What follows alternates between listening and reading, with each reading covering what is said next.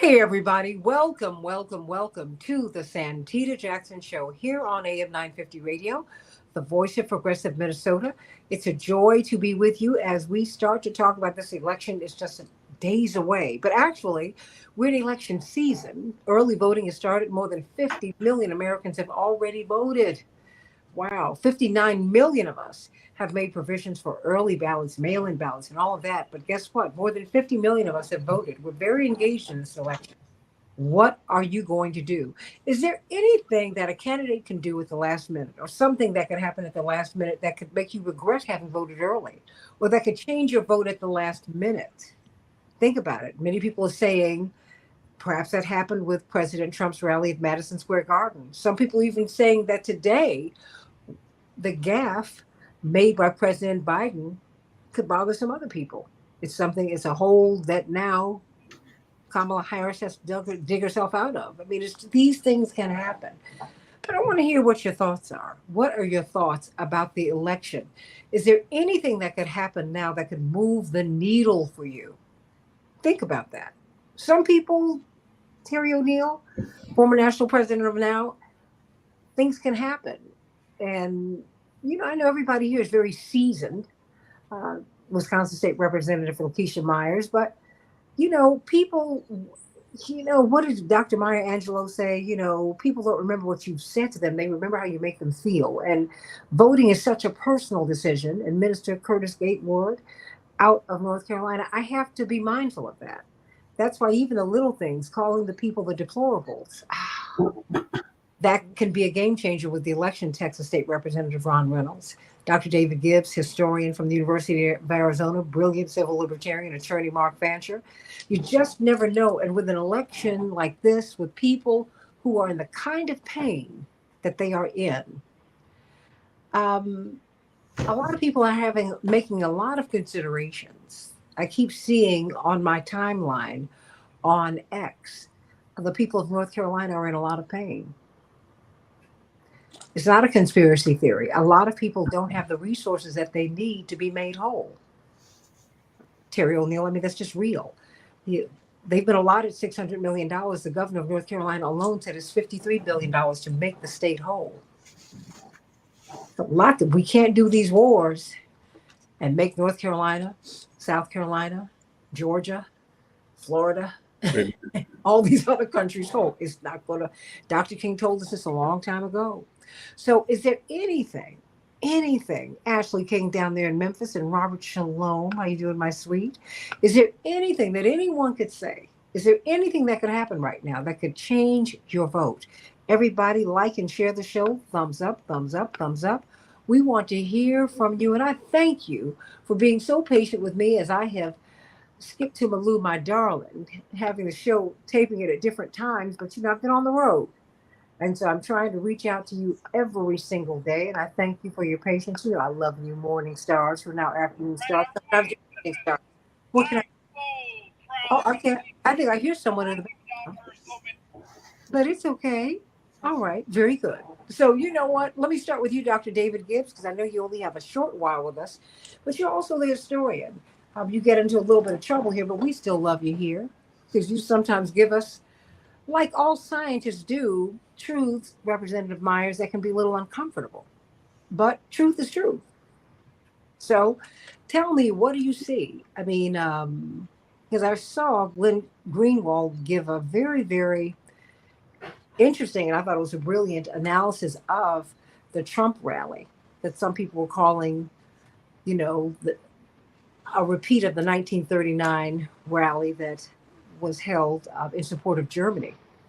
And, and I said, well, I don't know if the parallel really fits, but you tell me. And now you've got President Biden today who's made some remarks that are unfortunate, but some people are running with them. So, what are you going to do? That's just kind of sort of how this goes. Dr. Gibbs, what do you see? The 1939 rally in Madison Square Garden, that was an authentic Nazi rally. And there were Sieg Heils and swastikas. That was the real thing. I think it's the kind of wild overstatement you often get in an election to compare it to that. I was very surprised to see a New York Times article that began with the 1939 rally, comparing it right off the bat to the Trump rally. It's just, it's the kind of heated rhetoric that I think is not very helpful at this point. And I'll be honest, I think that's precisely the kind of rhetoric that runs the risk of fomenting violence. I don't really like to see it. On the other hand, there is no doubt a lot of ugly things were said at the Ugly trial, things were said at the trial, and and I think I think everybody can everybody hear me? can everybody hear me? I'm not. Oh, yeah, Is absolutely. We can Is hear you. We went down for a hot okay. second, but we are All right. I'm back not getting out Right, in this I'm full sound. not effect, getting out this everybody. sound. Don't leave. We're here. Okay. I'll Okay, turn this down. I'll turn this down. Um, there were ugly There were things said ugly things said before. But the disturbing. Okay, one Disturbing. moment. You know what I'm going to need you to do? I'm going to need you to go out and come back in because Me? you're going in and out and the connection is poor. But I All right. promise All right. you, we will come back to you. I'll good. Just come out and we'll bring you back in. All right, fine. Thank you. In the meantime, Attorney Mark Fancher, what say you? What did you make of what we saw and how things are being characterized, and now people are jumping all over President Biden today? Here we go. Well, I thoroughly enjoyed the Madison Square Gardens rally. I mean, it was deliciously evil. I mean, it was so vile and disgusting. It defied my wildest imagination about what I could come up with if I were trying to devise something. I mean, they got everything. They got Palestinians throwing rocks. They got Puerto Ricans who are sexually crazy. They've got black people eating watermelon. They've got Jews that are clinging to money. I mean, they didn't miss a beat. I mean, it was incredibly wonderful. And I think it should be preserved as part of American folklore. And I think it really, in many ways, symbolizes where the country is right now. Everything is just chaotic and crazy. It's totally the political scene is totally destabilized. And as crazy as it all seems, as wild as it all appears to be, I think ultimately it's going to be good news. And the reason I say that is because in some ways we've been here before. Uh, you know, not quite as goofy, but certainly back during the 1960s, there was this concern about a Democratic president. Lyndon Johnson, who had the nation mired in a war in Vietnam that many regarded as unconscionable and extremely disturbing, presenting Democratic voters with that dilemma that they had of supporting the Democratic Party versus standing on principle and conscience regarding issues of war. You had unrest, you had assassinations, you had so many things going on in 1968. As well as a presidential candidate who everybody was afraid of. But out of all of that madness, out of all that craziness, came an elevated understanding, a raising of consciousness among many people about some very important issues. You saw some reforms politically and socially and otherwise. It caused people to regroup and rethink. It really, in many ways, was transformative for the country. And I really suspect that in some ways we may be in a similar period. I think that particularly given the alienation of the Arab and Muslim populations, and their willingness, their commitment to take a third path in this election in order to preserve their self-respect and dignity, and to make it clear that they will not be treated like second-class citizens. They will not be taken for granted by the Democratic Party. They will not be humiliated by them. And then you have, within the last couple of days, a growing awareness by many Latinos and particularly Puerto Rican community that they too are being disrespected and dismissed, that their expectations of how at least a party or a candidate might regard them or treat them were misplaced. and that an awareness that they too need to become more sophisticated, more organized, and you have even other demographic groups, young Black men who may be making a strategic political error, uh, those who are deciding that they want to vote for Donald Trump as an alternative to the Democratic Party, but nevertheless demonstrating a willingness to become independent. The growing traction of Jill Stein's campaign, and the more people that it's attracting, the more support that it's attracting by people who are looking for another way out. Cornel West is still alive, and I'm one of his supporters. So all kinds of things are happening that I think are really energizing, agitating, distressing, and mobilizing people in ways that we're not accustomed to. It is a wonderful mess, wonderful chaos, but I think that out of all of it, there will be some really amazing political growth and maturity among people in the country. Dr. Gibbs, you're back. I'm back. Talk to us. What do you see? Um, yeah, I was mentioning that there was certainly some ugly stuff at the Madison Square Garden event. The speech that I found especially disturbing was Rudy Giuliani, in essence, basically accused virtually the whole Palestinian people of being terrorists, or came very close to that. I think he qualified it a little bit, but not very much. There's of course the comment about Puerto Rico being an island of garbage. We all heard that, although I thought Giuliani's speech was worse, since that wasn't from a comedian, but from somebody who was a major political figure who really should certainly know exactly what he was doing. And I looked at Fox News, and Megyn Kelly, who I think is at least leaning in the Trumpian direction, she seemed somewhat aghast by some of the things she had heard there as well. So there must have been a fair amount of disturbing material at this conference. And nevertheless, I think the New York Times leading with a comparison to the 1939 Nazi rally is a bit over the top. I'm not a big fan of lightly using Nazi analogies or using the word Nazi lightly. I think that it is going too far in my view. And on the other hand, almost immediately after this happened, as we all know, the Democrats also revealed their own weakness. At the same time as Kamala Harris was making a plea for unity, Joseph Biden spoke of Trump voters as garbage. And of course, that did indeed evoke the memory of Hillary Clinton's famous deplorable comment. If you actually look at her comment in context, it wasn't quite as bad as it sounded. She said only half of Trump voters are deplorables, but it was pretty bad. And I think one of the reasons that also was damaging for the Democrats is that there is an image of the Democrats as being dismissive and possibly contemptuous of a lot of Trump voters, including maybe even undecided voters who are leaning towards Trump. That very likely cost Hillary the election in 2016, despite her efforts. Other boogeymen that had influence.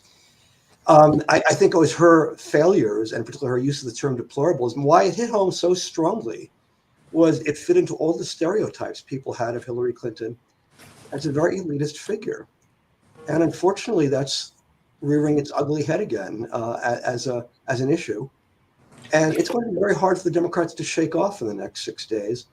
The Republicans and Trump's own weaknesses revealed at this rally in Madison Square Garden will also reduces influence. So I think both parties here have enormous weaknesses. Arab Americans, Muslim Americans must indeed almost not know what to do, really. They're caught between a rock and a hard place. I've heard just anecdotally, a lot of them are moving towards Jill Stein. Cornel West, I think, would be a strong candidate. Unfortunately, he's not in a lot of ballots. He's not on the ballot in Arizona, I'm sorry to say. But Jill Stein is a credible, in my view, is a credible third-party alternative. She has a very strong vice presidential candidate, who's actually himself Muslim American. And so I think that, in many ways, it's a high energy campaign with a lot of interest, probably a very high turnout. I think it'll go down as one of the most lackluster in American history.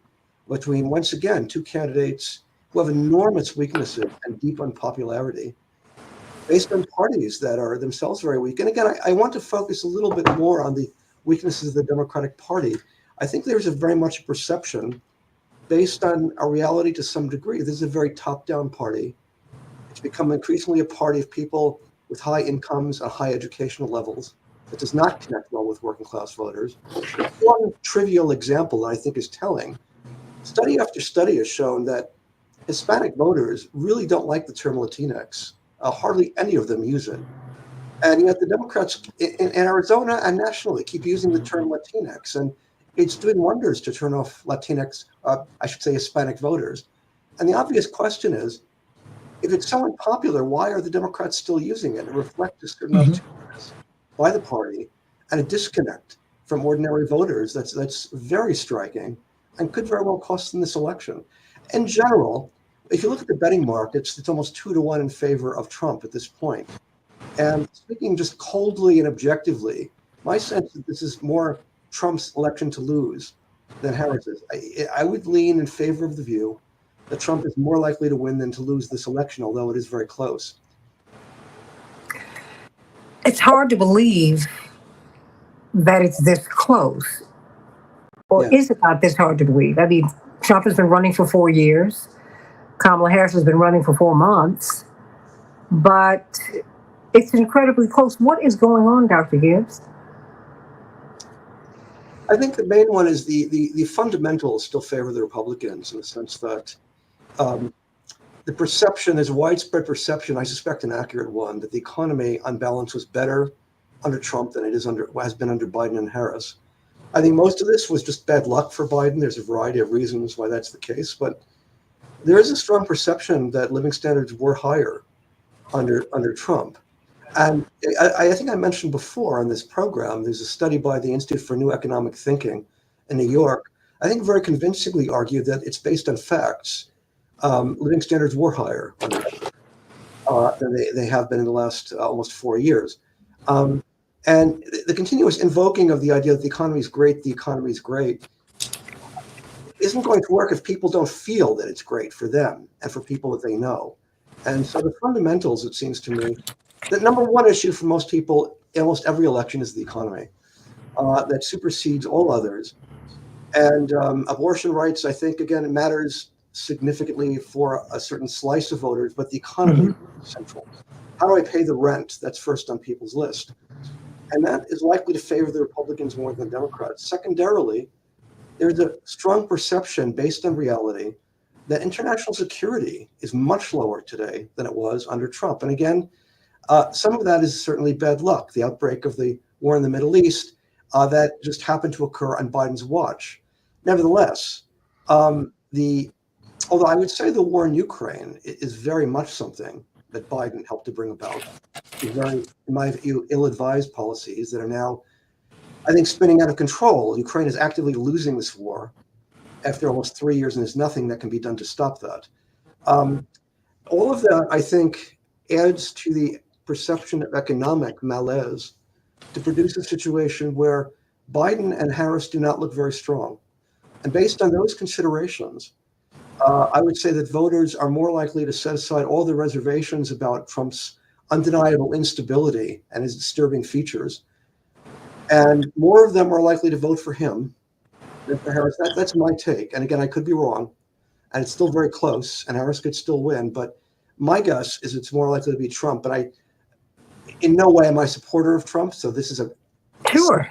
That's completely separate issue from supporting or not supporting somebody. But I think the facts on the ground tend to favor Trump. Well, I think you're also speaking to a lot of, I think, no matter who wins, my mother put it this way, and I always, Terry O'Neill, listen to her, because she is as much of an organizer as my father is. And she said, just be clear, no matter what, November 6th, half the country is going to be upset. She said, so you have to have she was talking to my father, she said, you have to be one of the grown people in the room to help quell the unrest. Because people are upset, and they're upset about, like you said, economics. About a lot of things. People, what do they say? We're living from payday to Monday. So what do you do with the other 28 days of the year, of the month? People are struggling out here, and they don't want to hear "Happy Days are here again." Texas State Representative Ron Reynolds. They don't want to hear that. But I'm trying to figure out, and who is it? I mean, one of my listeners said, just trying to look at the vote, just voting, period. Just help me with this, Yeah, because so I mean, a lot of people are in a lot of pain about a lot of things here. yeah, Mark, go ahead. just really quickly, I want to suggest one other possibility to explain the Trump phenomenon, Okay. and that is that the Madison Square Gardens rally may have been a portrait of what America really is. Wait a minute. An honest moment that America is really being honest right now. Is that what you're saying? Perhaps. I'm saying that that's a reflection of what America is and who Americans are.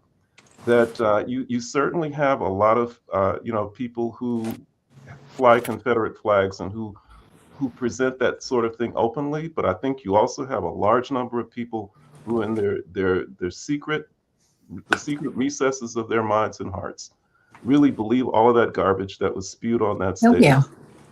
And I think that Trump is an icon, and that they support that. To me, there's no other reason why somebody like that could have such staying power on the political scene. If it has to be that America really likes this man and what he stands for. And the growth. It's the growth. It's like you said, it's staying power, but it's the growth. And I think that America, we don't want to be honest about that part. Before I get to you, Texas State Representative. Well, wait a minute. When I go south, but even when I leave Chicago, I see Confederate flags.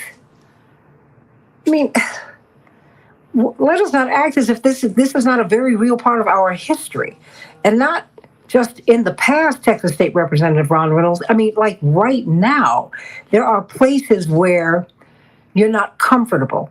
I remember when I was on my way to college in '81. Dr. Gibbs, Harvard had their pre-freshman weekend, right, Terry?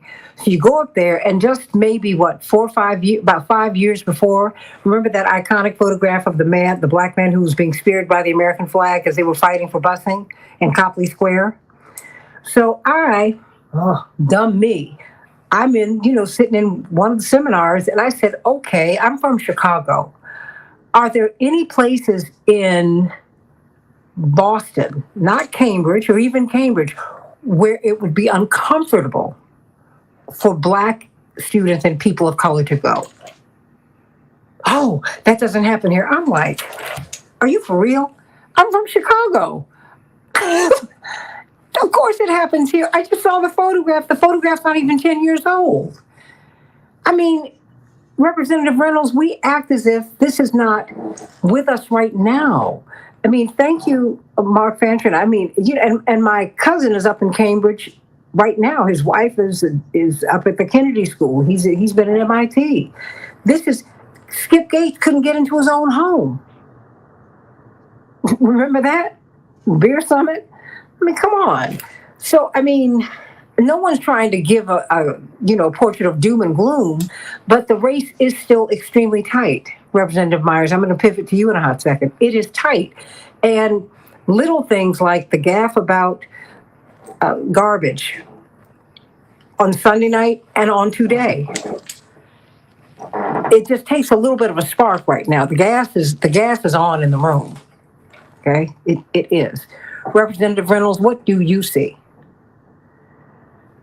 Well, Santita, I think that it's unfortunate that both sides have made some real last-minute blunders. I think what Trump did at a Trump rally, that speaks to a pattern. It's not an isolated incident that one-off. This has been a frequent, reoccurring sentiment for immigrants, for minorities, for whether it's Haitians, African Americans, Muslims, Puerto Ricans, Hispanics, you name it. He has denigrated them. And so President Biden doesn't off. I mean, he's been a gaffe machine over the course of his career, but very rarely have we seen him make some mistakes that denigrate, people as a whole. Particularly, he hasn't went after any communities of color or minorities in terms of negative comments. So I do think that it's misplaced, but I don't think it's the same. I don't think there's a moral equivalent.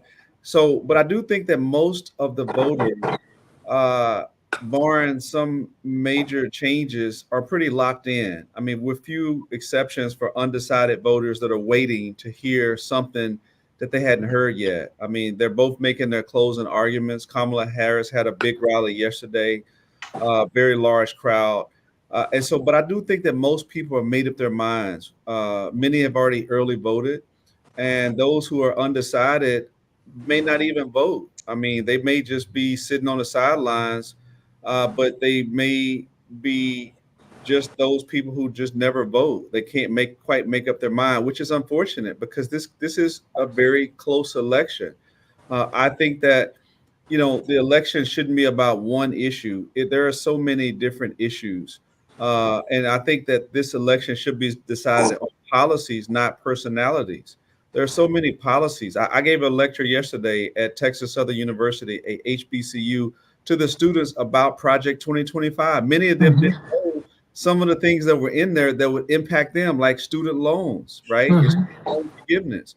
We've heard about, DEI and, eliminating the Department of Education. But when you drill down on that 920-page document, there's so much there that impacts the LGBTQ community, immigration, mass deportations, abortion ban. So I did, and then some students came up to me after class and said, you know what, I'm going to vote today because they realize just how much it will impact them. And so this election is about a choice, a fundamental choice. Now, I know that Dr. Gibbs gave examples and Mark Venture about third-party candidates, and I think that's great to have all of the voices heard. But this election, honestly, we all know it's going to boil down to either Kamala Harris or Donald Trump. A third party is not going to win. A third party can play spoiler. A third party can decide that in terms of one of those two, because they're taking the votes away, but a third party will not be the presidential emerge on November the 5th. So I want to caution people that this is a two-party race.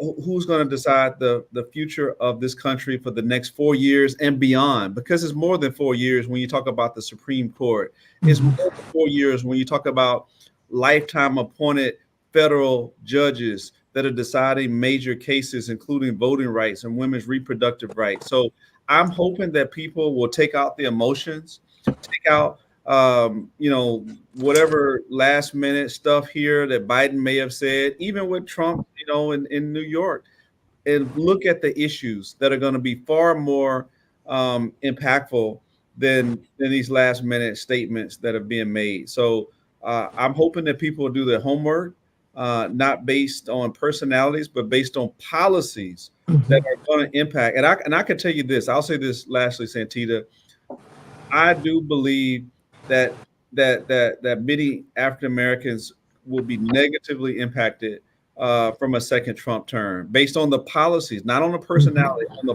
policies that will be enacted in Project 2025. The Heritage Society will get their wish, and these policies are being. I'm feeling the pain in Texas right now with DEI. We're feeling the pain.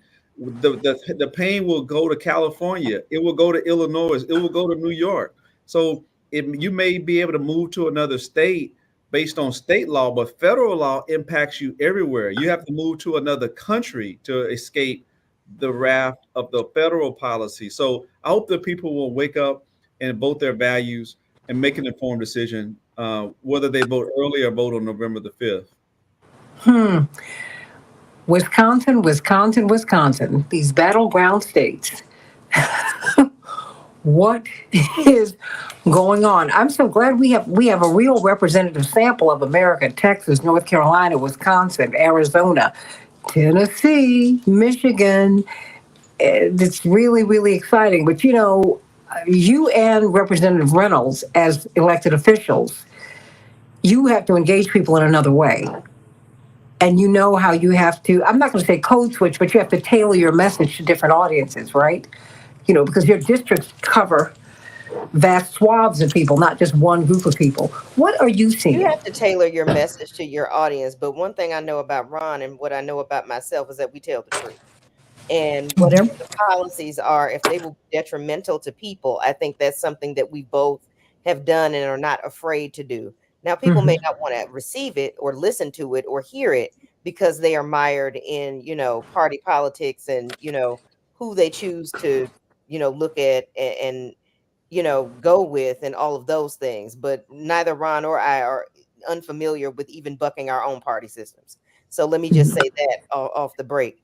The other part of that is understanding, and I agree with everything that Ron just said. I think at this point in time, there's no convincing of people anymore. You've made your decision. You know who you're going to vote for. You know whether you're going to vote because it has been beating people over the head on television, online. I can't watch Hulu without getting a campaign ad from either party. So when they have invaded my Hulu binge watching time, yes, I know that we have arrived. Everybody knows that there's an election on November 5th. So, if you don't know it's an election, something is wrong with you. I would question your, mental capabilities or capacities at this point. If you don't understand that there is an election on November 5th, and if you don't know who the candidates are, at this point in time, I would second everything that Ron said with talking about a third party. Get real. It's not going to happen. We know that Dr. West is not going to win. We know Jill Stein is not going to win. And anybody else is running for any other party that's on your ballot, they're not winning. So why would you vote for that party? I'm just going to be honest with you. If you want to effectuate real change, you're going to vote for either the person that has the R behind their name or the person that has the D behind their name. Now, if a third party brings you out, great. Hopefully, you don't just focus at the top of the ticket and you go down the line a little bit further. You vote for Ron Reynolds, you vote for Lakeisha Myers, you vote for all the referendums and everything else that's down ballot. So, if anything third parties can do, they'll be, recommending that people vote for down ballot races as well. I think at this point, what you see is what you get.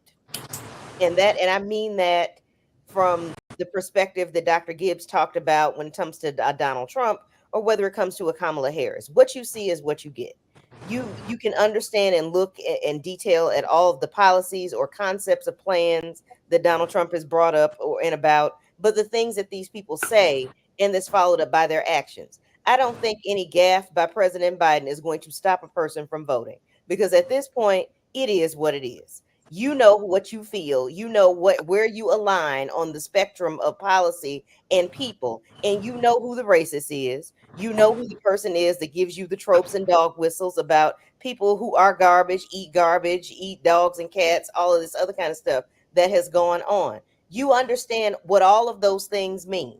This is nothing but Lee Atwater's progeny at work, what we see right now with the current Republican Party and what we see with Donald Trump.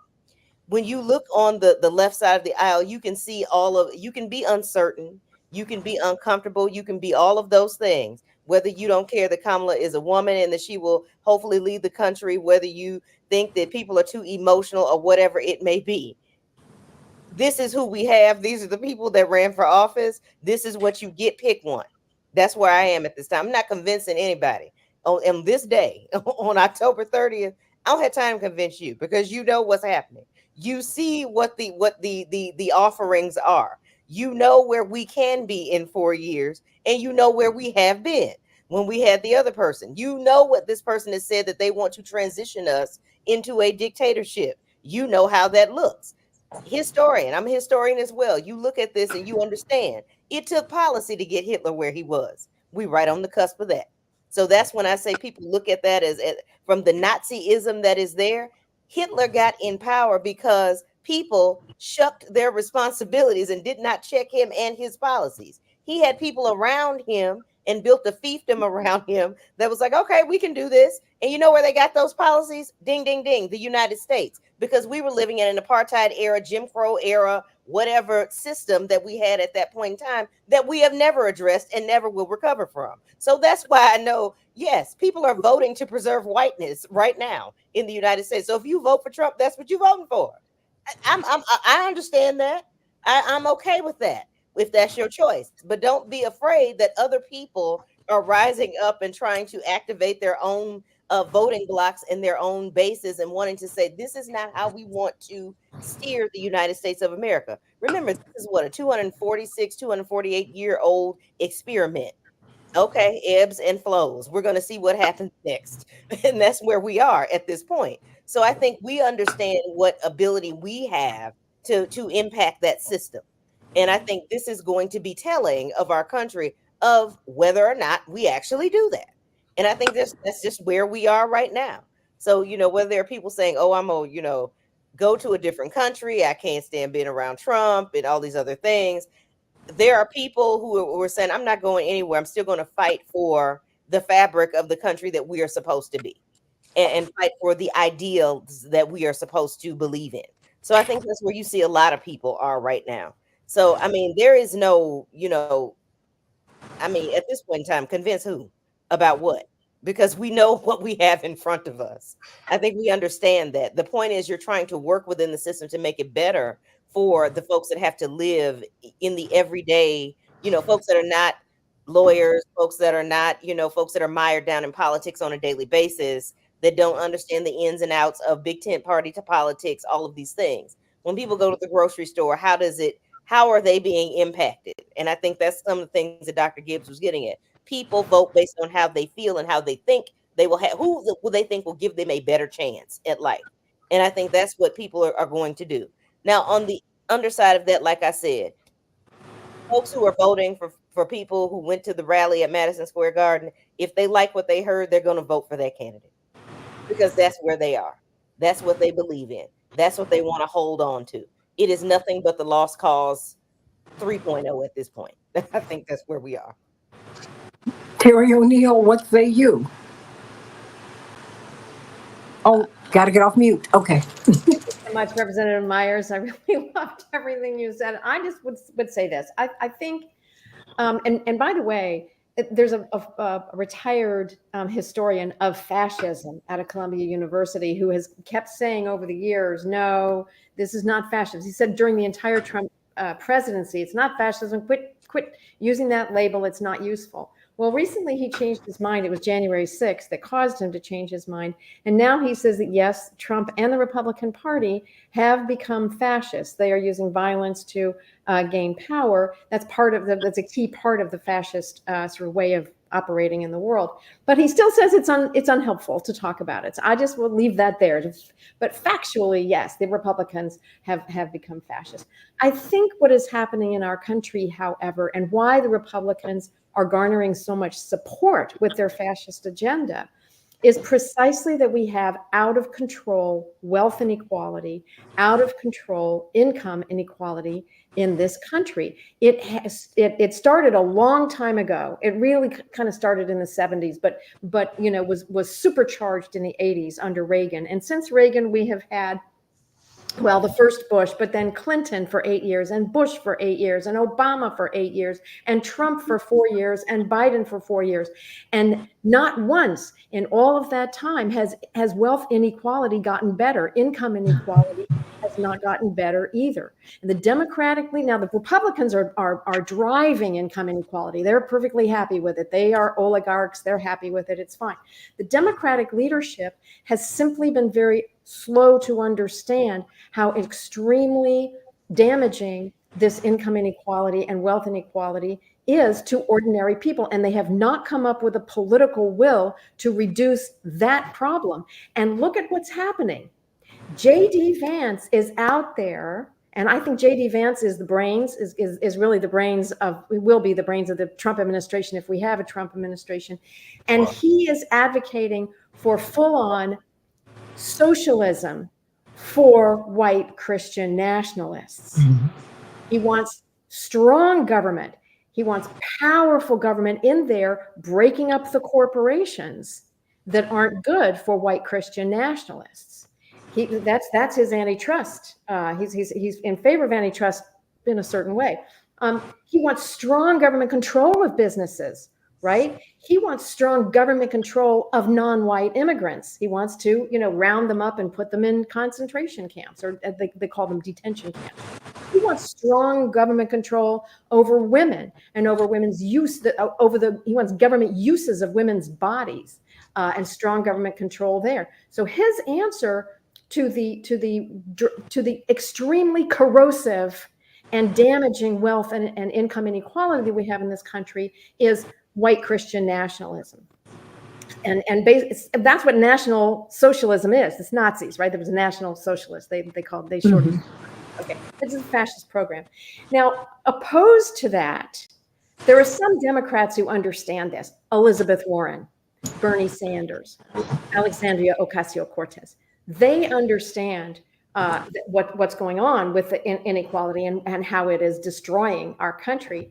And their solution is actually to address it head on, not to run away from it like most of the Democratic leadership, unfortunately, in my opinion, runs away from it.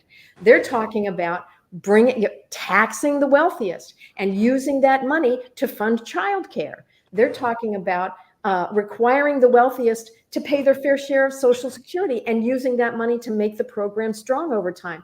They're talking about Medicare for all as a fundamental human right. They're talking about housing for all as a fundamental human right, not as a privilege that if our corporate overlords think it's okay with us, we can get it.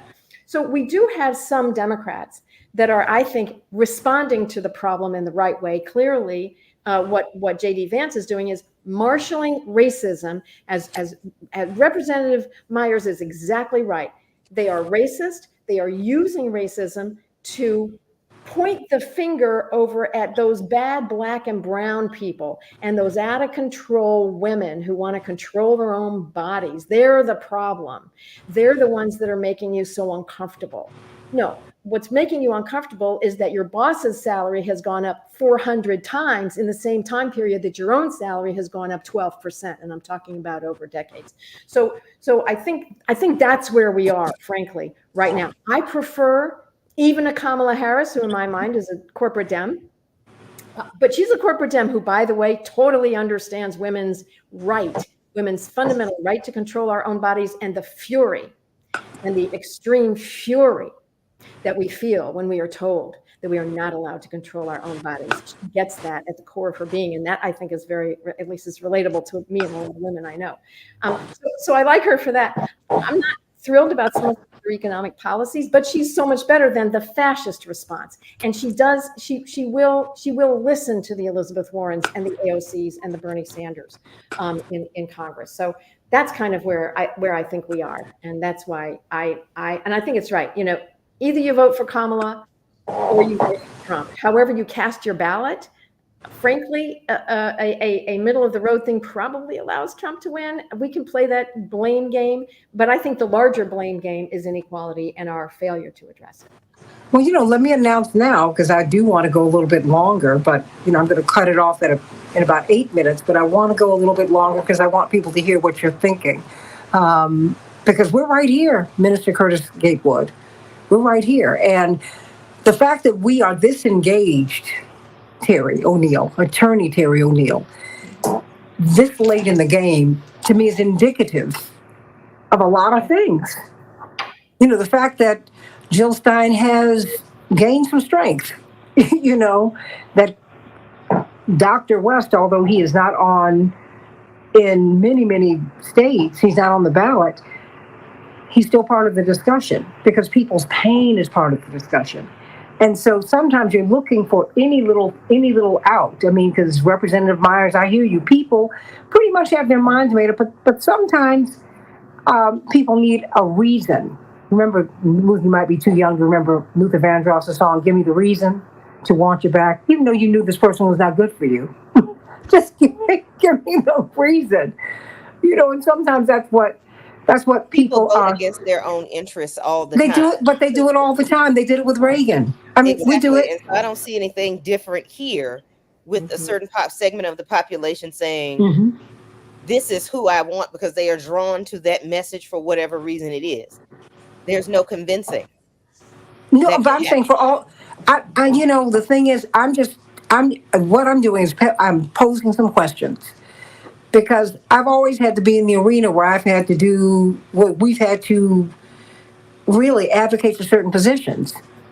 And I get it. I've seen some minds change, but I know in this atmosphere, I feel a little something else is going on because people are also not telling you where they really are, Terry. Mark Fancher. A lot of people are very quietly supporting this candidate or the other. And that to me is very, very interesting too, because the atmosphere is toxic. Yes. We are censoring all over the place, Democrats and Republicans. Can I just And say this to you, Santita? yeah, That is true sure. because I was just at a concert. Stevie Wonder performed in Milwaukee last week, Yeah. Thursday. Going on tour and voter registration, all of these things. In the women's restroom at the Fiserv Forum in Milwaukee were post-it notes on the back of the bathroom doors saying you don't have to tell your husband who you voted for. Absolutely. And I know that was a message to white women Yes, that was a mess. because who else? You're not gonna tell most sisters. You're not gonna tell us what to do, right, Ron? So, but I'm just saying there has been these conversations. I've seen these in chat rooms, and different things online where people are like, commercials. You don't have to discuss this with your mate of if you want to vote for Kamala Harris. Like what happens in the voting booth is between you, and yourself. But You don't have to do that. that's why I'm bringing All all of this these up. things are happening. So that's why I think people may not say it out loud, but I think, I think we may be okay. This is what I'm saying. What I'm saying is, I hear you. I'm just saying it's happening with a lot of folks because I just let people take their conversations all the way out, Minister Gatewood and Representative Myers, and I can hear a Trumper coming. I can hear that choo-choo train. And I know a lot of these people don't want to admit it, but I just sit there and go, oh, okay. I mean, and I'm not trying to play a game with you. I'm trying to hear what's on your mind. And maybe if I have a little daylight, maybe I can say something that might incline you in a particular direction. But I got to hear you first because we are doing we're shutting a lot down, a lot of conversation down. And indeed, Northwestern University has a study, Minister Gatewood. I'm going to give you the last 5 minutes here, but we're going to continue to talk after that. But I'm going to have to take a station break, just the call letters. And there are 3 states without access to a single local news source. In Florida, Georgia, and Ohio, if you can imagine that. And in Florida, that number approaches a city the size of Orlando, Dr. Gibbs. More and more cities in the United States do not have a newspaper. The Chicago Sun-Times is the size of a pamphlet now. It is so thick. I mean, it's like a community newspaper for your neighborhood. So people are not even operating from the same base of information. Mr. Gatewood, I mean, and you're in North Carolina, people are saying that, oh, when you talk about the problems that people are having in North Carolina, it's a conspiracy theory. No, it's not. But it doesn't mean that I think that the government is an awful instrument. I'm just saying, look, we're not getting the help that we need. You offered me $600 million. My governor said it's going to take $53 billion to make me whole. Come on. Absolutely. Stop clowning me. What is that? Yeah, well, let me just say, as far as voting is concerned in North Carolina, it's interesting. The 25 western counties hit hardest by the Hurricane Helene. They're outpacing the rest of North Carolina in voting. Mm-hmm. In fact, we have a little over 3 million voters in North Carolina already, about 11% increase over 2020. So there's some voting, and it could be vote from frustration. It could be vote from all voting based upon all you said about some of the needs that we have in North Carolina that may be going lacking. But simultaneously, we need to understand that the key is people need to be motivated to vote. Otherwise, hate is going to come out to vote, and hope is going to stay home. Hmm. And that's what we don't want. Because let's be real. When you talk about what Dr. Gibbs was saying about how people feel versus some of the facts, it becomes dangerous. because sometimes you can feel a certain way, but it's not based on facts. And that, of course, that's how racism, Hitler, and everybody else, became successful, because they were driving off emotions, lies, misinformation, and deliberate erasing of history. Like, for example, we've seen it with the 2020 election. Basically, Trump is being given credit for an economy that he inherited from President Obama, who actually bailed us out. It was President Obama who reversed a recession and put it back on a trajectory of economic stability. But now Trump has come into being a successor of Obama's policies. They even trying to now take credit for Obamacare. So there is a rewriting of history right before our eyes that we, as the truth agents of America, we're not saying loud enough. And those truth agents should be all of our major platforms of civil rights, national platforms, our true ministries. I'm not talking about a so-called Christian right ministry that's neither Christian nor right, but I'm talking about real people who tell the truth. Should not allow media to just drive off these notions of how people feel without us really educating people on the facts. I do want to say one other thing about Trump's administration, which is very dangerous that we don't talk about enough, is we already knew that Trump went out and paid to have full-page ads out to try to bring the death penalty toward 5 innocent Black youth. We know that, but what we don't talk about is President Trump, through his actual presidency, he reactivated the federal death penalty after it was laying dormant for probably 3 decades. I know no one had used the federal death penalty probably since 2002. He executed 13 people during the 1 year of its reactivation. Right, during the reactivation, which also says that he actually used the death penalty against more people, the federal death penalty against more people in 100 years prior to 120 years prior to the next president that used the federal death penalty to that extent. These are harsh facts that people need to understand. He's also been very harsh in how he deals with policing and Black people dying by racist police. These policies are real. See, we have to connect the dots on the street. When people talk about, certain rappers are endorsing certain, but we have to bring the facts to say Black people and how police misconduct has escalated over the last years were being exacerbated by the Trump administration, who went back and erased policies that President Obama tried to implement to reduce the militarization of the police department and all of the way in which police officers are not being held accountable when they commit murder. So these are real life things that people should have in mind when they go out to cast their vote. But they have to get it from churches or platforms of national. We can't depend on the media to tell these things. The corporate media, right? And they shows like the Santita, Jackson and Friends show, because we are allowed to say things that people don't say in the so-called mainstream media. And so it is imperative that people listen to these type of conversations, but more importantly, people who have national platforms must be held accountable.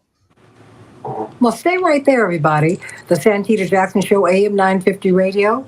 If you want to hear more of this conversation, stay right here. If not, may God bless you real good.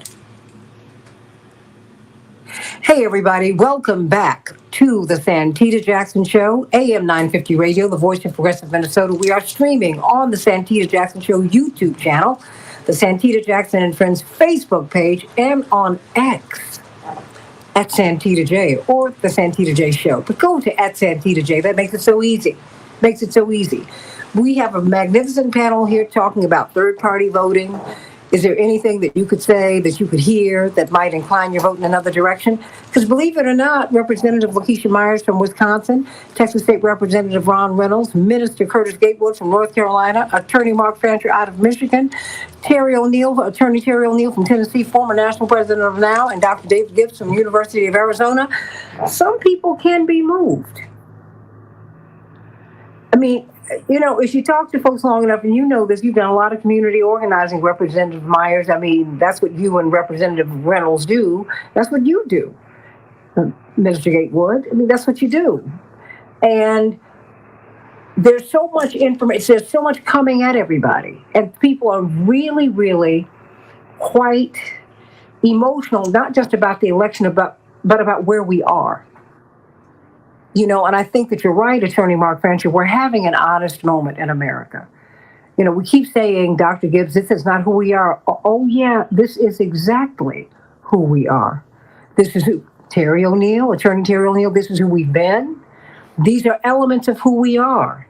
And we just need to be honest about it so we can put the stuff out on the table. The quiet part's being said out loud, everybody. So let's talk about it. That's why I'm bringing this up here, so I can find out, how to get from where we are to where we're supposed to be. Santita? Yes, Dr. Gibbs.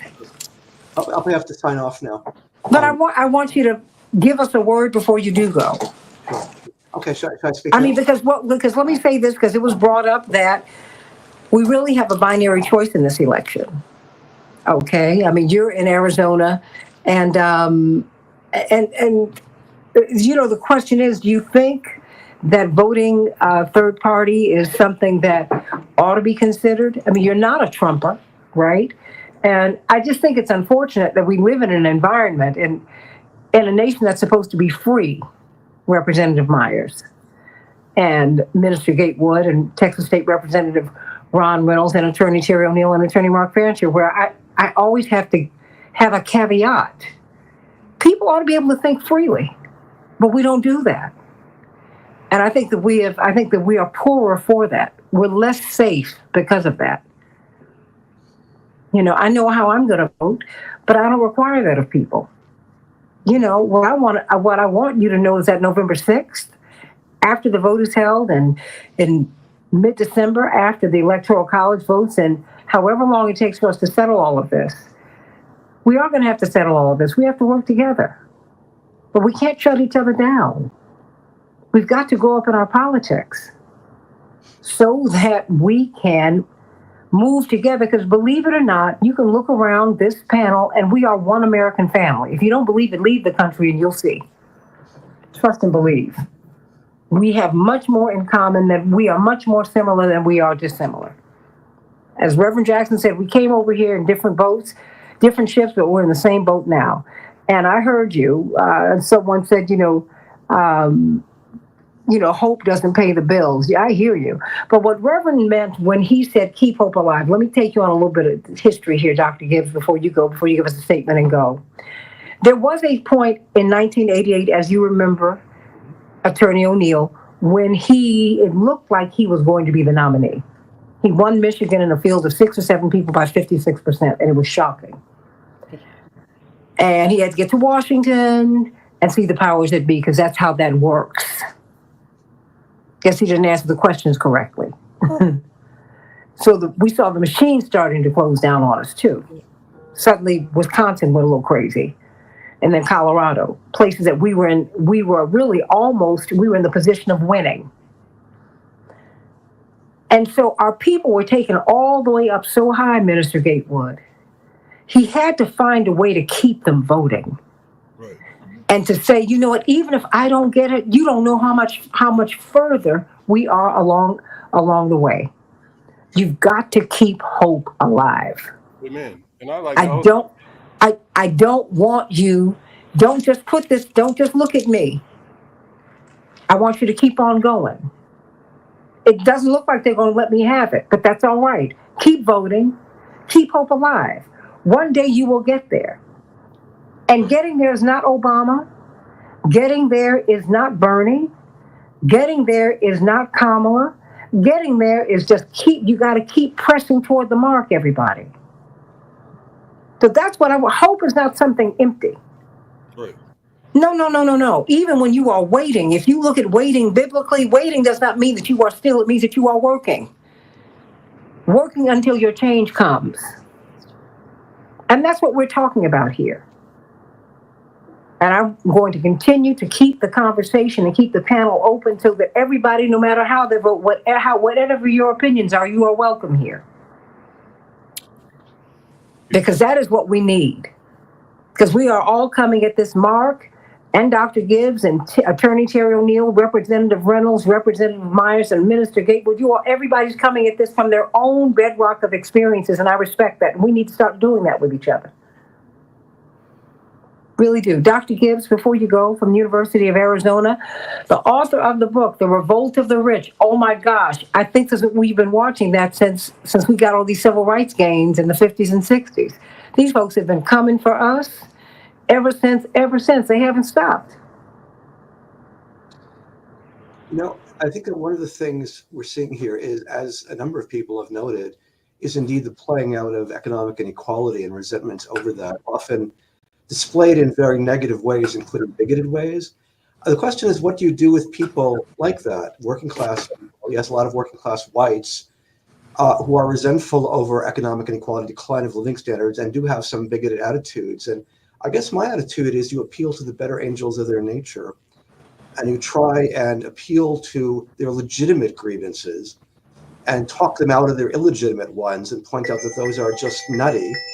And this has been done. Bernie Sanders, it's often forgotten, was very successful in appealing to voters voted for Donald Trump, and that's how he did it. He did it based upon appealing to the better angels of their nature. I am old enough to remember Jesse Jackson, Reverend Jackson, your father, did pretty much the same approach in 1988 with some success. And so, this is something I see as achievable and doable. I think writing them off as deplorables or as garbage is bad politics. It's a recipe for losing, and I would rather not see the progressives lose. I suppose in terms of the issue of third parties, I'm much more open to the idea of a third party, despite all that's been noted about this being a binary choice. There's an issue of accountability here. The Democrats have become very top down and unaccountable. I'm very surprised that after 2016, a loss like 2016, where the Democrats lost to a candidate who legitimately should have been considered as a joke, which was Donald Trump, and they lost anyway. Yes, they won the popular vote, but they lost the electoral vote. And because there should have been some real soul searching as to what Hillary Clinton did wrong. Was Hillary Clinton the best the Democrats could have done in that year? Could they have gotten a better candidate? Could she have done better? That was never asked. Instead, what we got is the boogeyman. It's the Russians who did it. And let me say, I find that very disturbing because the tremendous focus on the Russians, this has been used against Bernie Sanders, by the way, people forget that. In 2020, after he won the Nevada primary, there was an article in the Washington Post that the CIA believes the Russians are backing Bernie Sanders. This is very reminiscent of McCarthyism, the sort of thing J. Edgar Hoover did. And that is, as a historian, that is deeply disturbing to me. And that suggests there is a certain authoritarianism in the country, very definitely in the Republican Party, but also in the Democratic Party. And I think given that choice and given the very disturbing tendencies in both parties, I think a third party is a legitimate way to go, to hold their feet to the fire, the Democrats in particular, and let them know they are not entitled to our vote. They have to earn our vote. If they don't earn our vote, they won't get it. And with that, I will have to go, but it's been a pleasure being on with everybody. And I might say, Ed, Santita, I really do appreciate that this show is one of the few that really does have a wide range of viewpoints that people can speak, including myself, without censorship, and I really appreciate that. Well, thank you. Yeah. Well, I appreciate that. Thank you very much. And that is how we're going to do this, because I think that's the only way that we're going to win. Because I have lived with censorship, and my parents didn't just march with Dr. King. Because I want you to speak to this attorney, Mark Fancher. They worked for him for a princely sum of $75 a week that my father had to raise. And I understand censorship. I understand being shut down. I understand moving into an upper middle class Black neighborhood where your neighbors did not want you because we were the Mavericks. I know when we got accepted, it was after Reverend ran for president and lived to tell the tale in 1984. So some of our neighbors who barely spoke to us ended up in our backyard for a little reception. And my father, was always gracious. My mother said, you know what, don't have these, I don't want to talk to these people. And I remember my mother reading a couple of our neighbors' riot act, Attorney Myers. She said, you haven't spoken to me in 14 or 15 years. And I get it. Because we're not your kind of people. I get it. Shit, and I haven't forgotten it. My father was like, Jackie, oh. And my mother, as you know, Terry O'Neill, she and my mother have been in the trenches together. My mother's a real one. And she said, no. Let's not play. Let's not play. Because I'm not playing. We're the people who are locked out and left out. So I understand that. And I know that the only way we're going to move forward is by talking with each other, not talking at each other. We gotta move forward and find out why people are thinking and feeling the way that they are. We need to do that and embrace each other and affirm each other, no matter what. Because at the end of the day, after we finish fighting, we are together. We're gonna be. We're in one heap, all of us. Mark Fancher, what say you? Because I think it's, we keep hearing about, because with a race, and I want you to respond, Representative Myers, but in a race that is tighter than this, welcome to the show, T.O. Hardeman. I'm so glad I saw you peek in and peek out, but I'm glad you came back. Thank you very much. You were supposed to be here. Jill Stein and Cornel West to make a difference, but then we're also told that we're in a free society and you ought to be able to have choices. I mean, what say you? Yeah, I think this is a really important issue to deal with because so often when I tell people I'm voting for Cornel West, the response is sort of dismissive or, get real. Let me tell you how I get real and how I think so many people who are choosing to go third party get real. What we look at is the fact that in Gaza, there are Israeli Defense Force soldiers who sit on corners and who watch small children and their mothers walk down the street. They raise their rifles, take dead aim at them, and shoot them down like rabid dogs. They drop bombs on mosques. They drop bombs on hospitals. They drop bombs on schools. And then we look at the President of the United States, who says not a mumbling word about it, who continues to send them more weapons, more bombs in order to kill more people. And then we look at a candidate from the Democratic Party who, when presented with the opportunity to go a different way, says that essentially she's signing on to the same program. And what we have to do, and I know personally, I take my orders from God, and God says, do not touch anything that's evil. And so when somebody presents me with a binary choice, and says, pick the lesser of two evils, I have to say, I can't pick any evil, whether it's lesser or greater. I just cannot go that way. And I think it's so easy for people to sort of, decide that they're going to go ahead and pick the lesser of two evils because they say, well, that's evil, but it's over there. Look at what the consequences are for over here. We're facing catastrophe over here if we go with the greater of the two evils. And so therefore we must pick the lesser of the two. But in my mind, there is no such thing as over there. Those Palestinian victims are as much my brothers and sisters as the person that lives next door to me.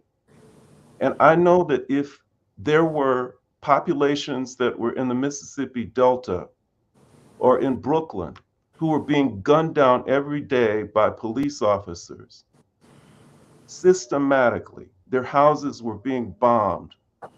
And then somebody came to me as the candidate for the presidency of the United States and said, well, I'm going to continue to allow those people to be wiped out, but I'm going to take care of you. I'm going to take care of your neighborhood. I'm going to take care of other regions of the country. But these people, we're still going to continue to kill them. I don't care that they're going to take care of other parts of the country. Those are my brothers and my sisters. They're precious human beings. And I cannot sign on to that program. And so I don't care what catastrophe Trump may threaten. He is evil. I acknowledge that. But in my mind, the Democratic Party is evil too. As long as it signs on to this genocide that's going on in Gaza, and as long as it's prepared to continue to walk lockstep with a corporate oligarchy that continues to try and lock down the planet by any means necessary through use of violence and exploitation and oppression, I cannot be part of that program. And so when people dismiss me or roll their eyes when I say I'm going to vote for Cornel West, I'm sorry. Continue to roll your eyes, continue to dismiss me. This is not a binary choice for me. I do have an opportunity as an intelligent person with integrity and morality to go a third way and to take the consequences, whatever they may be. Freedom fighters and those who have been committed to justice for generations have looked into the face of danger and said that what is right will expose me to risk. What is right will expose me to jail. What is right will expose me to harassment and oppression. What is right may cost me my life, but I must do what is right. Anyone want to respond? Representative Myers, do you want to? Okay, Minister Gatewood. Yeah, well, I just want to say now, I have been to jail 30 times. I've been threatened. I've done all those things. The reason why I want to say this particular election, I'm cautious to give Trump any possible thing that could cause him to win is because of Donald Trump. Donald Trump, to me, the fact that this election is close, it's a slap in the face to Black America. This is a total disregard for us as a people, for Donald Trump to be this close in an election where he had 34 felony convictions, 2 impeachments. He has incited an insurrection against the United States of America. And often we talk about his so-called attempted assassinations. He actually attempted to assassinate his sitting vice president, Mike Pence. We don't talk about that enough. So we want to talk about things that are real. I'm just concerned that a vote against an absent vote of Kamala Harris would have us to live out a true endangerment to Black people throughout the world. It's the devil's trap to get you to vote for something that's evil this time because of what a perceived danger. And the next time it will be something even more evil. And we've seen a progression of this. This binary choice is something that's not new. Every election cycle, it's the same thing. Each candidate for the Democratic Party is a little bit more evil than the last one. All right. And Satan is a very crafty individual. And I'm not signing on for it. Yeah, I respect your position, don't get me wrong, because I know young people who have taken that position throughout the country. In fact, I've been at rallies, rallying for the Palestinian people. I feel the same way. We should have stopped the funding there. It should be stopped. So I'm with you. I'm just saying, in this particular case, I'm having difficulty with Donald Trump. And I just see he is the alternative right now. That's my position. And I respect yours. Don't get me wrong. And Santita, I'd like to just chime in. I concur with Minister Gatewood, and I respect Mr. Fancher's approach and his principled position, and I admire that. But when you really boil down to the facts, we know with mathematical certainty that he's either going to be Donald Trump or Kamala Harris. That's the fact. That's indisputable. So if we take away votes because we're voting principled for Kamala Harris because we don't like, Donald Trump or Kamala Harris, but we think that a third party candidate we're going to make a statement, then we're playing into a strategic hand that many have by inserting some other candidates and alternatives is going to dilute the vote for one party or another. In this case, I can assure you with a very close election, particularly in those swing states, every vote is going to count. And so if you take away enough votes in Michigan, enough votes in Wisconsin or Arizona for a third party candidate, then you are basically bolstering up the other candidate if their base is strong. Donald Trump, you can say what you want to say about him.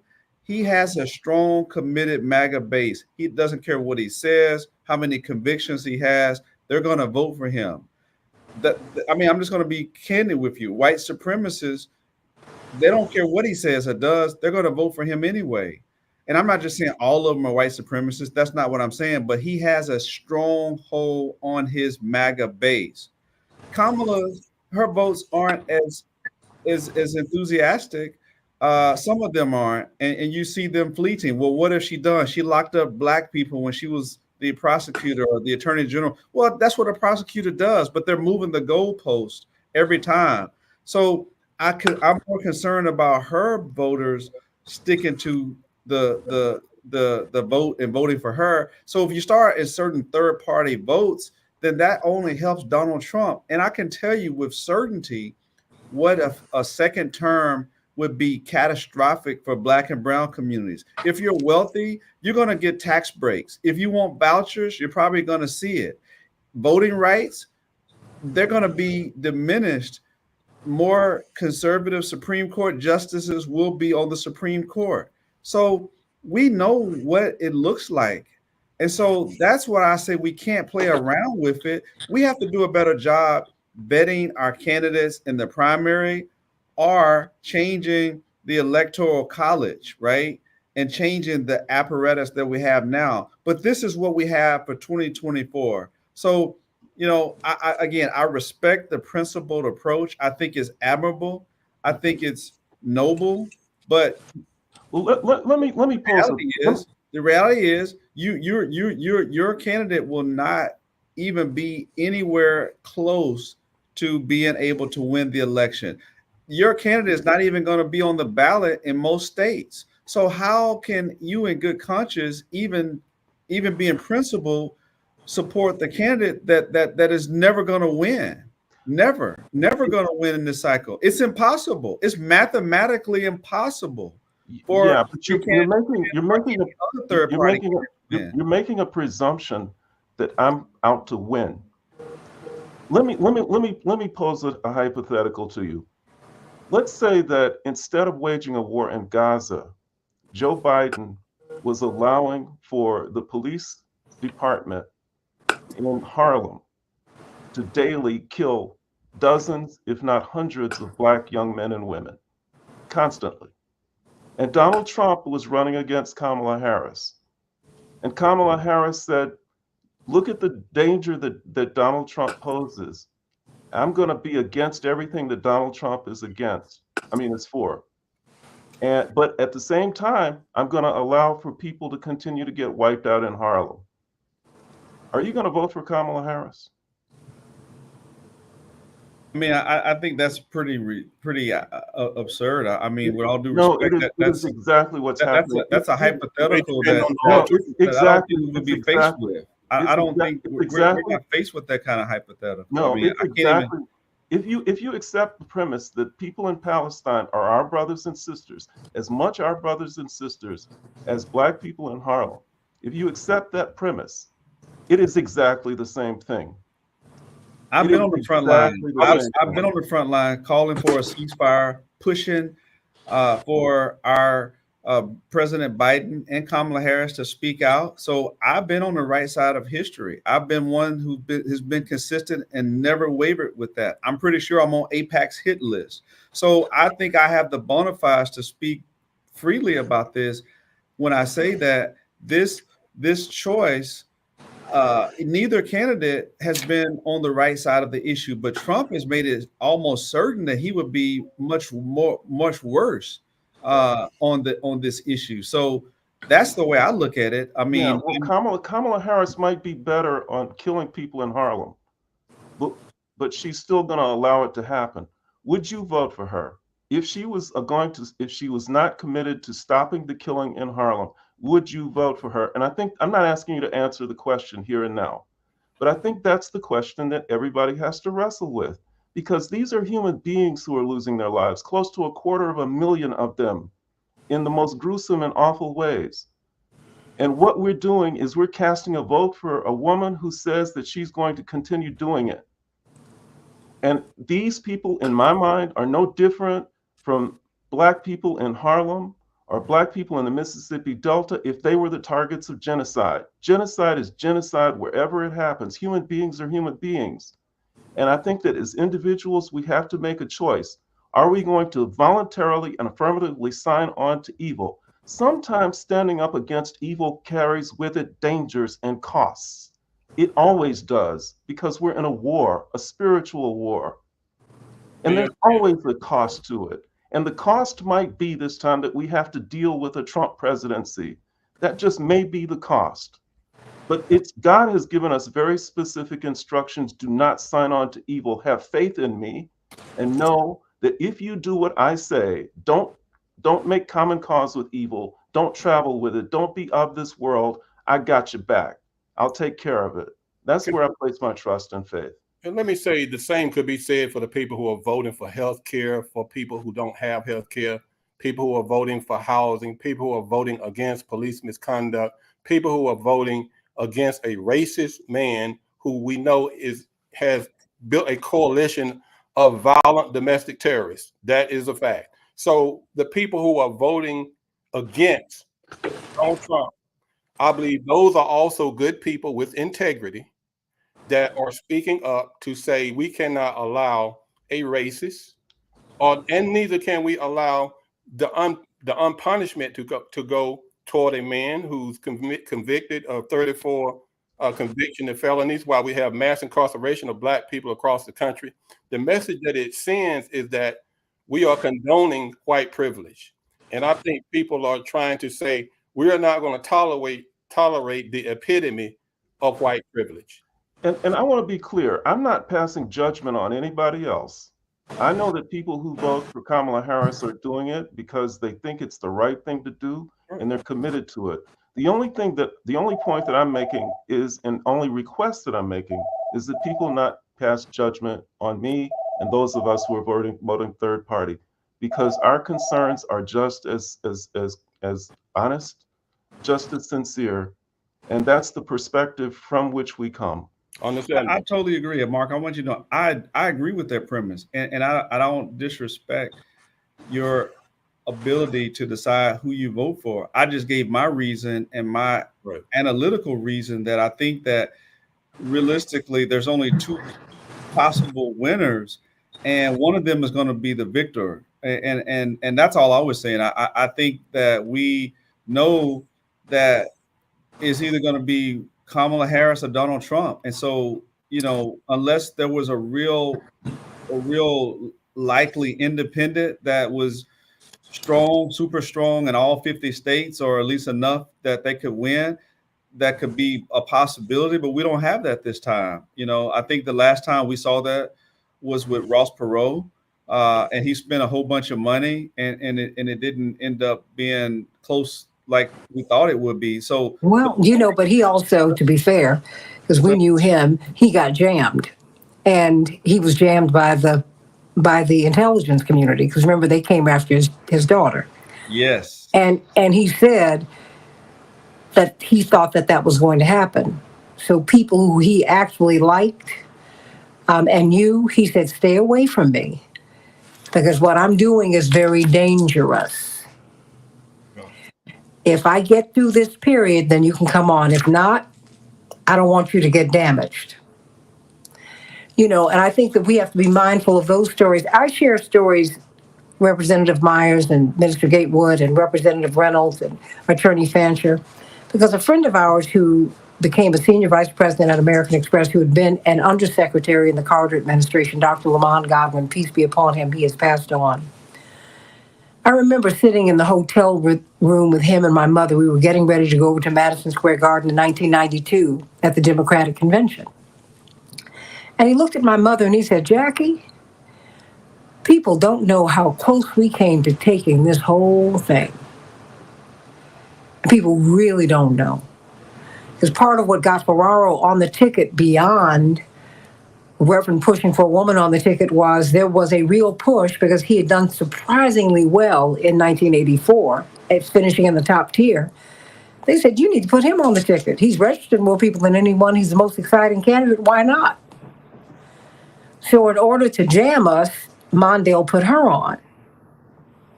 White women never thanked Reverend for advocating for a woman on the ticket, but that's okay. My father says if you need thanks, you don't deserve it. This was the right thing to do. America's half female. It's high time to have a woman not just on the ticket, but heading the ticket and being president. Come on, let's move forward. You know what? I know what it means. I remember when he started his speech in 1984, he said, we are I'm speaking for my constituents, the damned, the dispossessed, the locked out, those people who are locked at the bottom. And most of us who are locked at the bottom don't get a voice at all. That's why I hadn't intended for the conversation to take this bend, Attorney Fancher and Minister Gatewood and Representative Reynolds, but I'm glad that it has. Because these are conversations that I think that we need to have.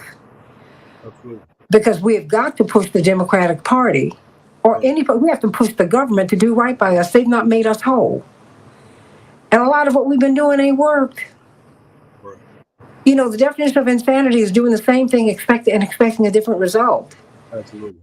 And so what we're trying to do is look for some answers here. Right. And when I listen to Mark, I feel like I'm listening to my mother because she said, if God ain't in it, I'm not touching it.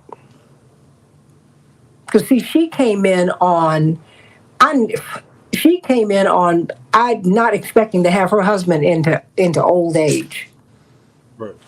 We were living for 39, Mark, because all black leaders of his stature got killed at 39. So a lot of things that you could get upset about got pushed under, just got dropped on the side of the road. Because you know what, at least at the end of the day, Daddy's still alive. At least we're still here. And then when my father ran for president, they started threatening my mother, which almost made him lose his mind. It's just, there's a price to be paid for freedom. And that's why I want to keep Mark and Dr. Gibbs and other people and you, Minister Gatewood, and you, Representative Reynolds, I want everybody here. Because I think that all of you truly, sincerely, are really pressing toward the mark to get us free, to give us liberty, and to make things right. And I know that if God is not at the center of what we do, none of it's going to work. What we're doing is evil. We are upholding evil in Haiti. We're upholding evil in the Sudan, in the Middle East. You can't just go and shoot children in the head. To not have children starving to death because you don't want to breed some more freedom fighters, you breeding them over here. What you talking about? At some point, we got to, as black people, Dr. King said just before he died, I think leading the fight to desegregate America, breaking up apartheid, that was the right thing. But I look at America as a house on fire. I'm wondering if I've done the right thing by leading my people into this burning house. Should we go in the burning house, or should we stay outside and be the firemen who put the fire out? What do we do? And as black people, my mama told me if God wanted us underneath, on top of that Mayflower, that's where God would have put us. But God put us in the bowels of those ships. There were some lessons that we were to learn and that we were to teach. And we've gotten real comfortable. Many of us want an invitation to the White House. You know that to be true. Or we want to go to the governor's ball. Representative Reynolds, that's what we're doing. We just want to be in. And some people are dying because of decisions that we're making. And we're making people real comfortable. And so Lorraine asked the question, so who are we supposed to vote for, Mark? I can tell you this, Lorraine, and I want you to speak to her, Mark, because Ashley from Memphis said, I respect all of you, but a vote for anybody but Harris is a vote for Trump. I will tell you this, no matter who is in charge, we can't stop fighting. We stopped fighting under Obama, and we paid for that. I do know that under Reagan, who was the Trump of his era, that's when Reverend ran. Everybody else was too scared to do it, Mark. Minister Gatewood, nobody would confront him. He said, if it costs me my life, I got to confront this guy. He won't mention AIDS. He's opened up his campaign. One of his opening campaign events was in Philadelphia, Mississippi, where they killed Goodman, Schwerner, and Cheney. His wife came out on the stage during the campaign in the fall of 1980 and said, "Look at all the beautiful white people. We can keep on going with this thing, y'all. We got to listen to each other, and we got to come up with a plan." Because when you see Kamala Harris, you got to bring Mark's concerns. And we got to press her. Not because we don't like her, but because we love her, because she'll be out of the presidency longer than she'd ever be in it. And history will tell on you, y'all. It tells the story. As much as we liked President Clinton, now we're seeing we have to undo almost everything he did because he corporatized the party, which jammed us. It deindustrialized America, jammed us up with welfare, and just keep on going. Biden gave us Clarence Thomas and jammed Anita Hill. I mean, come on. And we are at a crossroads, everybody. I hope that you will vote.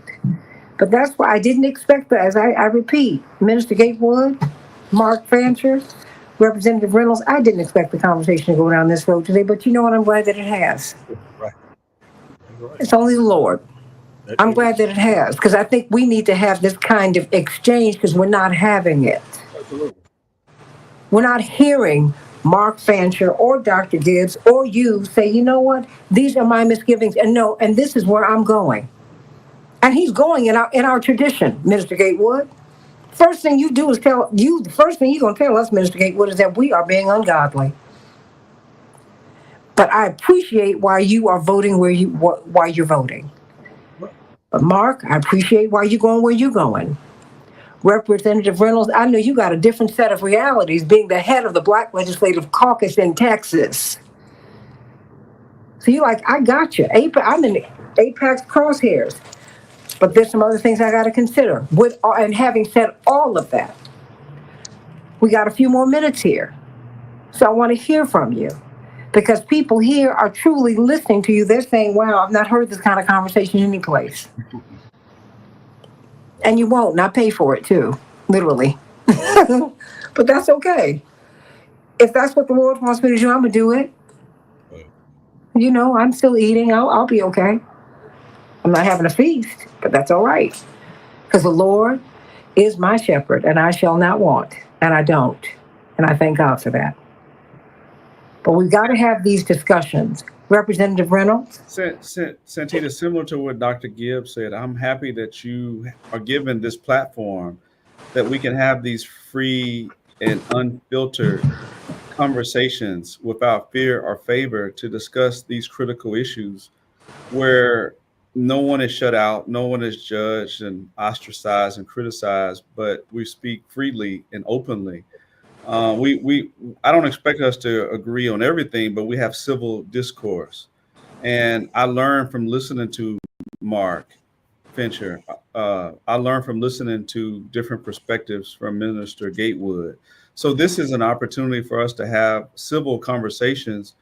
And I don't want to have an echo chamber where everything that I agree with someone else is saying. That's what dictators do. They want people that just, repeat puppets what they said. I want to learn. I don't know everything. I want you to challenge my thought. I may have a different perspective after listening to you. So that's what I really appreciate about this platform and this conversation. I know for a fact that this is unusual because usually you have conversations and they're heated, or someone is name called, or they're denigrated because they don't agree with the way you think. And I think that's wrong. And then people are afraid to give their true opinions because they're going to be shot down or criticized or ostracized or shut out. So this is a great platform, and I'm happy that we're having it. And because people are having these conversations at the kitchen table privately, or they're thinking things that aren't being said. I'll never forget, Santita, when after President Biden's debate and his awful debate, that first debate, and I came out and I criticized President Biden, and I said that he should step down and that there should be Kamala Harris. Oh, I was called everything. Oh, I was criticized. I would be primaried.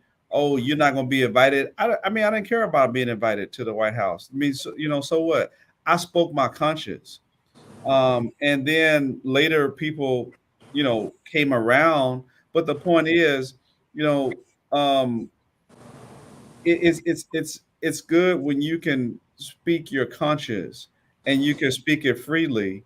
And I unfriended some people. There are some people right now that were friends. Some were Facebook friends, and I don't even care about them. But real friends who were so they criticized me and attacked me because I gave my opinion about that. And I said, then they came to me later. I said, well, maybe you should go talk to President Biden because that's your friend. I thought we were friends, but you criticized me. If you have a problem with me, you could have came to me privately, but you wanted to put me out to make this spectacle because I gave my opinion. So this is healthy dialogue. I encourage it and I embrace it. Well, I thank you for it. Minister Gatewood, I mean, let me just go through a couple of the comments. Wanda Waiter says exactly. And of course, our dear, dear beloved Wanda and Undisputed Truth said massive deportations. This is what Kamala has given us. Actually, the corporations have given us that. I want us to stop this, to see and the Democrats and Republicans are in on it. That's the dirty little secret, Mark Fancher. It's called the Tent Program for Refugees. More than 400 corporations around the world are emptying Venezuela and African countries and all the countries where there are resources. They're moving the people who survive into the Western world to be cheap labor. That's why they're being replaced while we're being displaced in America. They're being replaced here. They're being put here. The governor of Texas, if he really did not want these people here, he wouldn't disperse them all over the country. He'd take them right back across the border. No, he's sending them to places so they can go to work for cheap. You need to understand the game. This is the game. The reason Gaza is so offensive and ethnic cleansing is so offensive is because that's why we have the United States of America. We ethnically cleanse the indigenous people. Don't you understand why we're with that program? It ought to disgust you. Poorly paid or unpaid labor ought to disgust you. That's what got us here. That's what all of us black people over here in the Americas, indigenous people, this is their land, but they've been ethnically cleansed. Right. And we were brought in. The Caribbean is not black originally. It's indigenous. We have to just, come on, everybody, just stop, pause, wait a minute. Because when you win, are you really winning? After the election is over, you're gonna have to advocate for your position anyway, and many of us don't even think about that. You gotta push. Because that night, November 5th, some child, some mother, some father, some man or woman, black, white, yellow, or red, or brown, is going to go to bed hungry. If they go to bed at all. That's gotta stop. Who's gonna ask and answer that question? So, that's why Undisputed Truth, sweetie, I feel you, and I'm so glad that you come in, but I want you to understand the game, how we're all being gamed. We're fighting each other instead of fighting the power. And we've shut the conversation down with each other, and it's not right. And we've done it on the Democratic side and the Republican side. If you want to even have the discussion about another candidate or another point of view, the Democrats shut you down. It's not right. How are we going to get anywhere? You talk about Nazis, they did the goose step. We're not supposed to be doing that too. And pardon my rant, but it's just a lot to take. It's a lot to take. You all act as if Trump or these white people who are hostile to black folks or black folks who are turncoats is new in our experience. This is the American experience for us, and it's also the human experience for everybody else. Some Jews are sold out by other Jews. This is what folks do. When are we going to go up in our politics and stop it? So I need you all to help me to understand, where do we go from here? Because now I don't want people to walk away from this confused. I want you to know that even when you go vote, even if you have voted, that's the end of the beginning of the process. You got to get out here and advocate after the vote. Down in North Carolina, it is not a conspiracy theory. People are in trouble down there, and many, many people have not been found, and we're not even discussing that. That's not right. It's just not right. It's immoral. It's a moral disgrace. How we're doing each other here. It's just a moral disgrace. Mark, some people applaud you. Other people are saying, wait a minute, we've got a tight election. What is it that you want, Mark? I want people to be good people. That's all. And I think that each individual has to answer that question for him or herself. I know what I think I need to do, and I take my cue from the Lord God Almighty.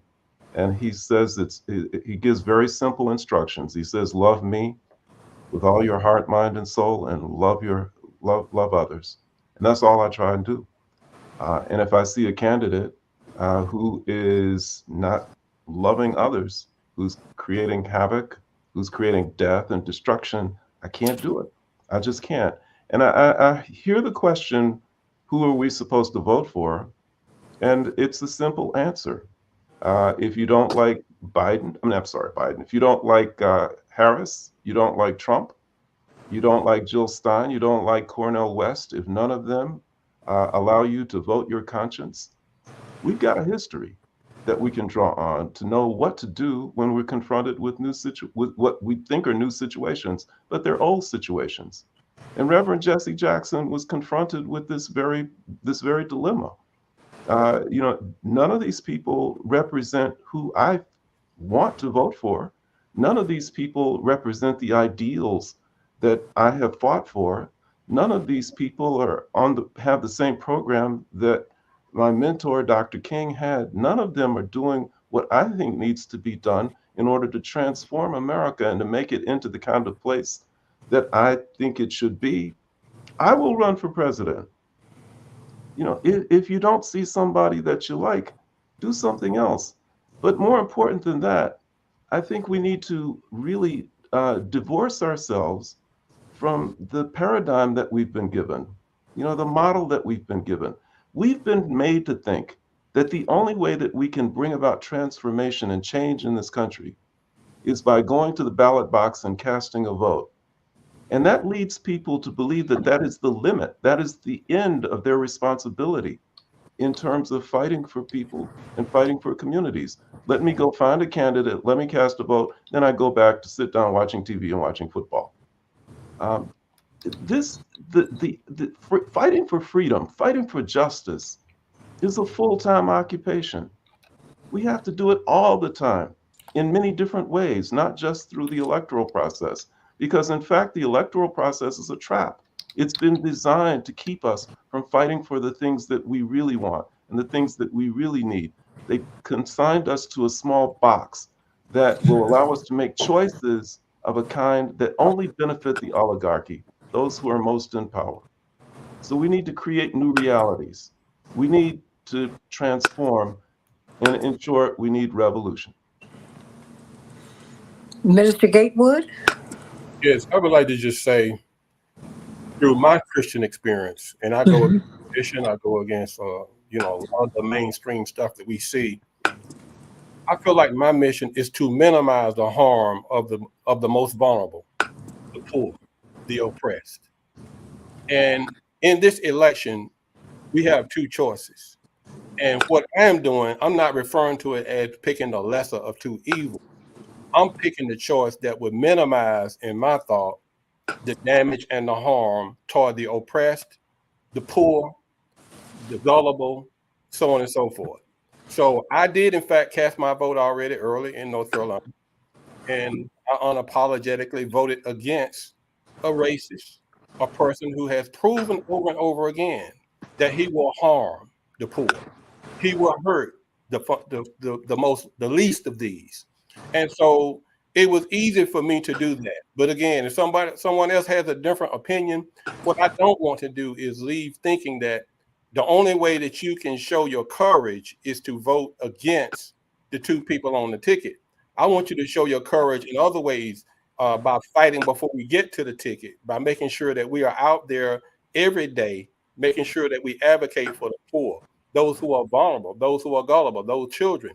And if we would do that, by the time we get to the election, whoever's running would have to appease the masses who are on the side of righteousness. But if we just keep sitting back and waiting and allowing the politicians, other people to dictate where we should be voting or how we should be thinking, then we get down to these pitiful choices. So I say, as people who are part of the masses, those who are in the grassroots, those people who are speaking up, you should become more visible. That's what the Bible says. Let your light so shine that men may see your good works. Then if you want to glorify the Father which is in heaven, that's fine. But let them see your light shining. Well, I tell you, Mark, would you like to say anything else? Looking at these comments, they are really something else. Yeah. No, I think that no, I have nothing to add. I think that we've had a really good exchange, and people have whatever information there is to share. Well, Lorraine said, in this wicked system, you will never get a candidate that is fully in the Word. He is going to destroy this wicked system. So while here on earth we need some kind of government services, etc., I hear you. But you know what? The Lord's Prayer does tell us that we are but a thought away from establishing the kingdom of heaven on earth. Thy will be done on earth as it is in heaven. We've got to change our thinking. Cynthia, Yes. I will say this. Jesus himself lived under these exact circumstances. First century Palestine was a region that was occupied by poor and oppressed people, dominated by an empire, an oligarchy. And what Jesus said is, we want none of it. We will separate ourselves. And so render unto Caesar what is Caesar, and unto God what is God's. And he and his disciples, the community of faith that he built, they lived and sustained themselves. They just separated themselves. And I think, people think it's far-fetched, but I think that's where we need to go. We live within an empire that means us no good. And I think that when we buy into the empire, we buy into its death. Jesus knew enough during his time not to say that the way out of our situation is to try and run candidates for the Roman Senate, to try and get involved in Roman politics. He knew enough not to do that. He knew it was a dead end because it was the creation of Satan. He couldn't be a part of that. And so he separated himself, and his disciples separated themselves away from it. And they lived separate and apart. And I don't mean necessarily physically that we separate, but we do, at least spiritually, morally, intellectually, and in terms of how we treat each other. We have to separate ourselves from what this empire has offered us and what has presented to us. And that's where the great promise lies, I think, in terms of re-envisioning and building something new. And it doesn't get accomplished within this election cycle. This is an ongoing process that has to lead to the redemption of people of goodwill. Well, I see Donald Trump as the utmost epitome of spiritual wickedness. And I would do whatever I can within the power I have to try to stop him where he is now. Of course, again, we can't stop what we can't stop. We can't control what we can't. But right now, I see him as the epitome of wickedness. That is the way I feel about it. Well, you know what? I tell you what, gentlemen and gentle ladies who have been with us as at the beginning of this show, I thank you for your thoughts, and I thank you for having this conversation in, I would say, in the right spirit. But, intention guideth everything. And all I ask is that with the varied opinions and life experiences that bring us all here and bring us all to our conclusions and our opinions, that we just be respectful of each other. And more than that, we follow the commandment, which is to love. It's not a suggestion, everybody. It's a commandment. Not like love. And love covers everything. And eventually you will like someone if you love them, because you'll just, say, well, you know what? They do this and it drives me crazy, but I love them. So, let's do that, because we together, wherever we are, wherever we are in our thoughts, wherever we are in our votes. That's why I don't believe in demonizing the Trump voters. And some people have accused me of being a Trumpster. I have lived with being demonized, everybody. See, people get on television and get on the radio and they say all kinds of things, but they've not had to live with the blowback. I've had to live with the blowback. My father's endorsed a very dear friend, someone who's been, I'm going to interview him in another day or so, who's a Republican. But there's nothing that you can't ask Bob Fioretti to do that he won't try to do. People are calling my father with death threats right now. He's 83 in a wheelchair with Parkinson's. I mean, really? Because he won't vote straight ticket. We fought voting straight ticket, getting off the daily Democratic plantation when I was a child. Neither we're going to be free. And then when you get in the room, all I ask my Trump friends who really make some sense, even though I disagree with where they're voting, when you get in the room, would you please advocate for us? That's what I ask. Because I've seen Democrats get in the room, get excited, and not advocate. Advocate for the least of these, for the locked out, for those who are stuck at the bottom. That's all I'm asking for. That's all I'm asking. That's all. And let's respect each other, everybody. Let's respect each other and give each other the space to think and to exchange ideas, because we need each other. We need Mark Fancher. We need you, Minister Gatewood. We need everybody who's been here and then some. We need each other. We love you too. Amen. Well, I do love you. And we need each other. We need each other, everybody. So, you know what, Robert, I hear you, Team Kamala Harris, vote blue. But you know what? I just want you to vote. And I want you to have the protected right to vote. I want you to have the constitutionally encoded right to vote, which you don't have. Okay? So that's what I'm saying. I've made my choice and I've made that clear. But I'm not going to lose a friendship over a vote. I'm not going to do that. Let's not do that. We need each other too. We need each other too much, too deeply, too profoundly, too completely. I love you, everybody, and I thank you for being with us today. What a day we've had. Only the Lord could turn this conversation in this direction, but hey, I'm glad it happened. So I love you, everybody. God bless you. Santita Jackson Show, AM 950 Radio, the voice of progressive Minnesota.